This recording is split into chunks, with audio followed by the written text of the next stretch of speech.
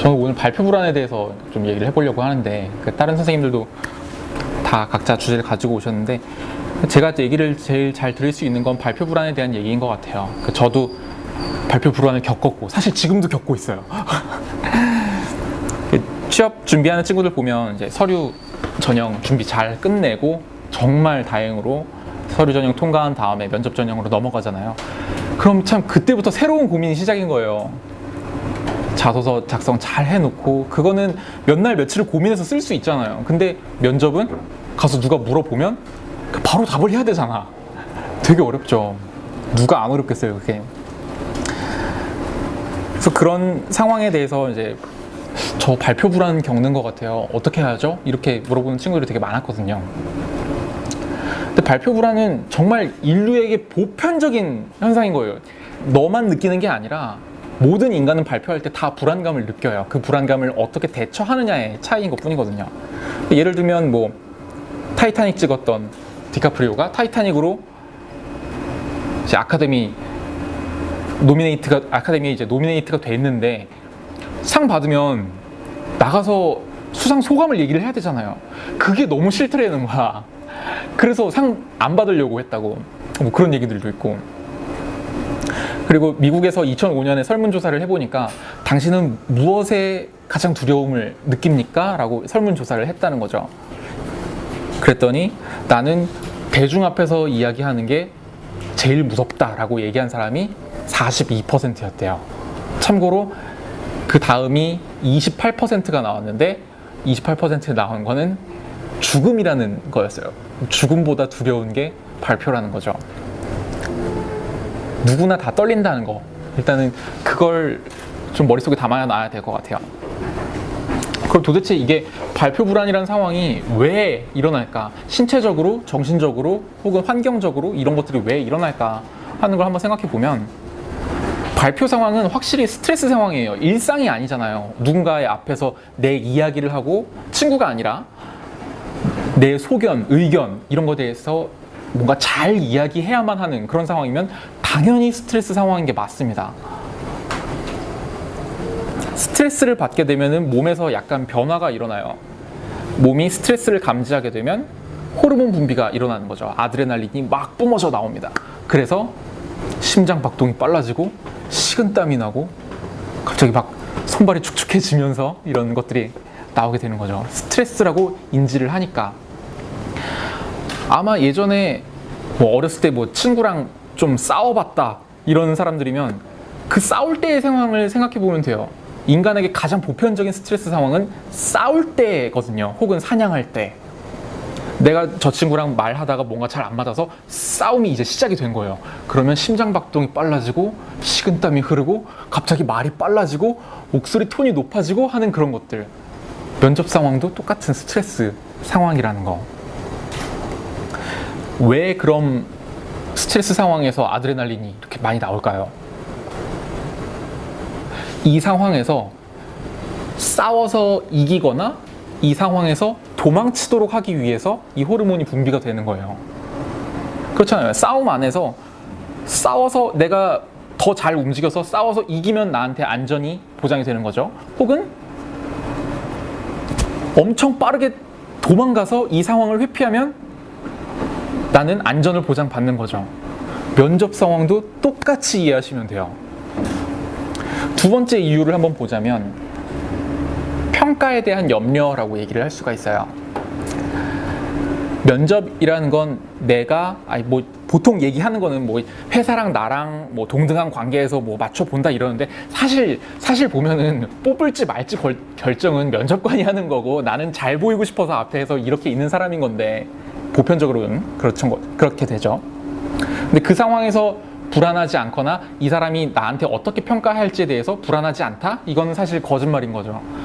별로 관심이 없는 회사거나 아니면 다른 데에 붙은 데가 있다거나 그 둘 중에 하나일 겁니다. 그래서 이 평가에 대한 염려라는 게 두 번째 이유입니다. 뭐 대안에 대해서는 뒷부분에서 한 번에 말씀을 드릴게요. 세 번째로 발표 불안이 일어나는 이유를 얘기를 해보자면 내가 나에 대해서 이해하지 못했기 때문에 내가 말할 것들에 대해서 아직 확신이 없는 거. 대학교 때 발표 과제 많이 하죠.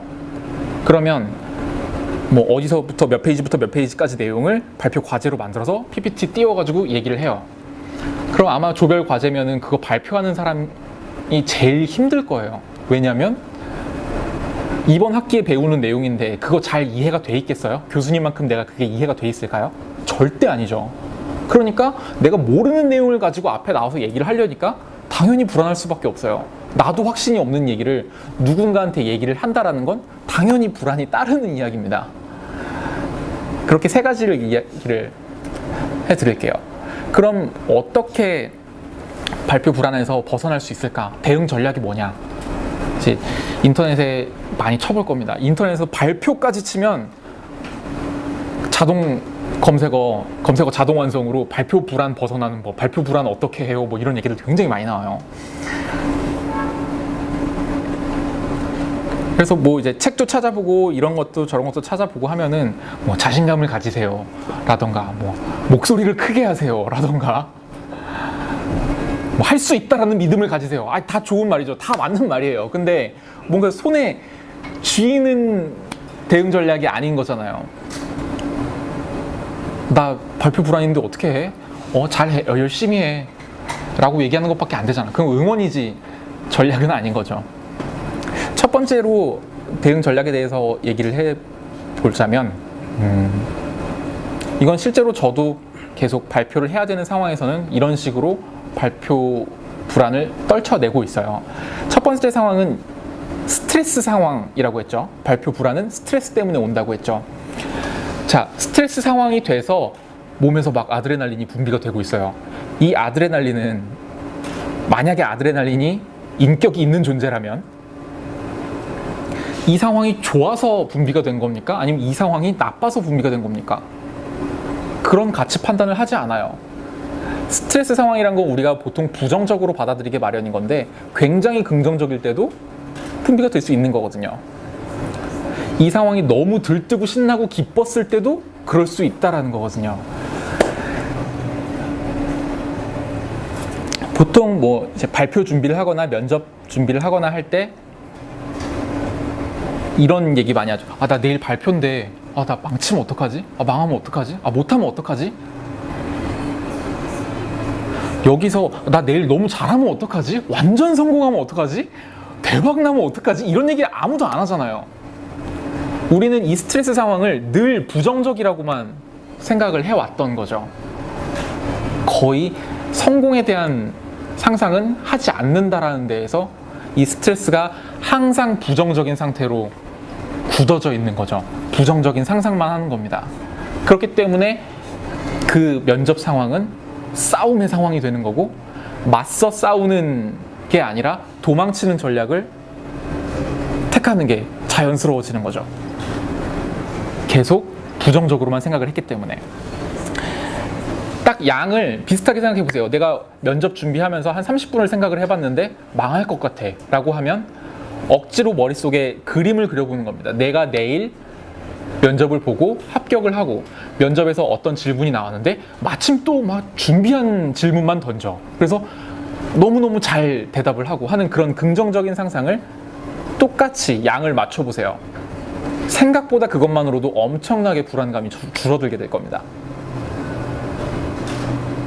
두 번째, 평가에 대한 염려라는 거. 이 사람이 날 어떻게 평가할까? 날 굉장히 낮게 평가하면 어떡하지? 내가 가진 걸 다 못 보여주면 어떡하지?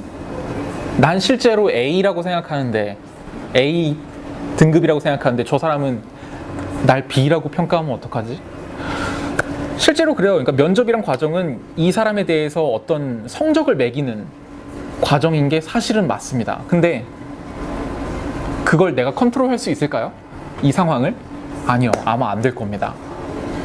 여기서 할 수 있는 건 유일한 하나는 마인드 컨트롤밖에 없어요. 자기 암시인 거죠. 근데 그 상황에 대해서 뭐 자기 암시라는 게 난 잘해야 돼. 막 뭐 유창하게 얘기해야 돼. 이게 아니라 이런 식으로 한번 얘기를 해보죠. 사람마다 각각 다를 수 있기 때문에 두 가지 방법을 얘기를 할게요. 내가 이미 합격했다고 생각하거나 혹은 이미 떨어졌다라고 생각을 해보세요.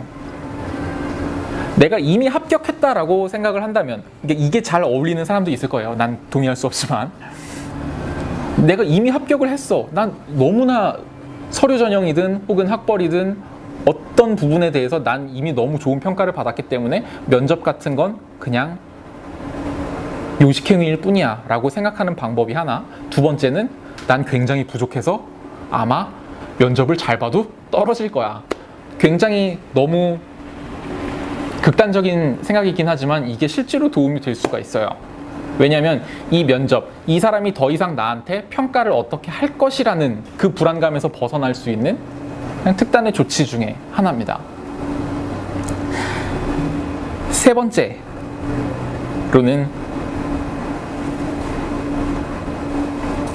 평소에 말투가 이런 친구들이 있어요.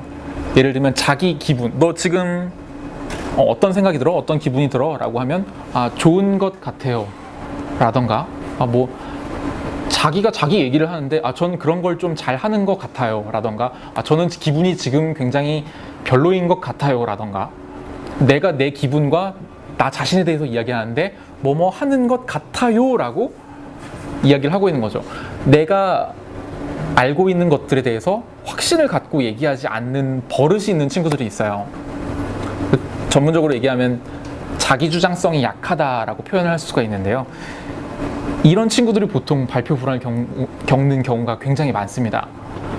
왜냐하면 면접관이 던진 질문에 대해서 내 색깔을 가지고 내가 알고 있는 내 안에 내재된 이야기를 해야 안 떨려요. 만약에 면접관이 자네는 10년 후에 어떤 계획이 있나 라던가 아니면 굉장히 직무하고 굉장히 밀접한 전문적인 질문을 던졌을 때 그럴 때 불안감을 느낄 거예요. 근데 한번 이렇게 생각을 해보자는 거죠.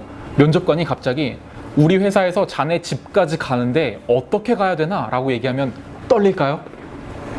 아니요. 너무 잘 아는 내용이기 때문에 완전히 확신을 가지고서 얘기할 수 있는 부분이기 때문에 그런 건 전혀 떨리지 않을 겁니다. 직무에 관련된 내용이든 혹은 나 자신에 관련된 내용이든 어떤 질문을 하든지 평소에 연습을 할 때든 혹은 평소에 친구하고 대화를 할 때든 확신을 갖는 어투, 그 습관을 갖는 게 굉장히 중요합니다. 이렇게 해서 세 가지 원인과 세 가지 대응 전략에 대해서 한번 얘기를 해봤는데요. 추가적으로 얘기를 한번 더 해보자면 이런 것들도 있을 것 같아요. 두 가지를 조금 추가로 더 얘기를 해보자면 내가 면접에 들어가서 잊지 않고 반드시 얘기하고 올 만한 한 문장을 가지고 들어가는 거죠. 면접 과정에서 맨 끝에 끝으로 하고 싶은 말이 없나요? 라고 한다든지 아니면 내가 말하려던 것과 굉장히 밀접한 주제의 어떤 질문이라든지에 대해서 내가 반드시 말하고 싶은 한 문장을 잊지 않고 계속 기억해 놓고 되뇌이면서 가는 겁니다. 두 번째로는 어떻게 보면 두 번째 원인하고 많이 연관이 될 것 같은데요. 초반 내가 처음에 말하는 그 서론 부분에 모든 힘을 쏟아야 돼요.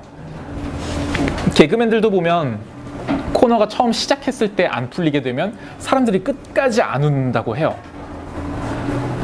내가 처음에 했던 말이 매력이 없고 뭔가 개성이 없고 확실치 않은 이야기를 했다. 그럼 그 뒤로는 계속 안 풀리게 됩니다. 그러면 안 풀리게 되는 것만큼 면접관의 표정이 굳은 것만큼 나도 계속 불안해질 수밖에 없는 거죠. 그래서 가능한 한 서론 부분에 내가 면접을 시작하는 그 첫 부분에 온 힘을 쏟아서 얘기할 수 있어야 됩니다. 그게 가장 좋은 전략이 될 수 있겠네요.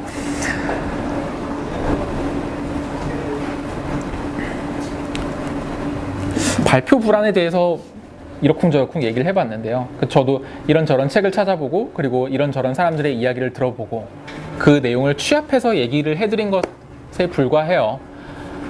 가장 중요한 건 그 발표 불안, 그 발표를 하는 그 상황이 불안하다라는 걸 벗어나는 방법은 많은 연습 그리고 그 안에서 자신감을 갖는 것. 저도 결국에는 끝에는 이렇게 말씀을 드릴 수밖에 없겠네요.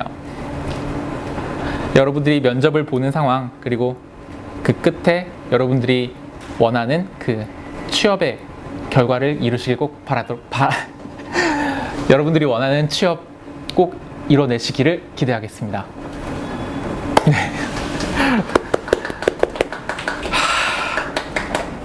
잘했습니다.